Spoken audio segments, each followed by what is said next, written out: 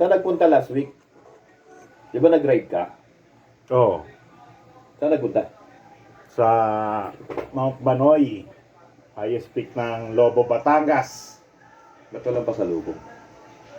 Muulan eh, Brad. Ay, pasalubong ako. May dala ako roast beef ha. Pag halimbawa ganyan, tapos naplatang ka, paano yan? Halimbawa, nasa alanganing lugar ka, ganyan.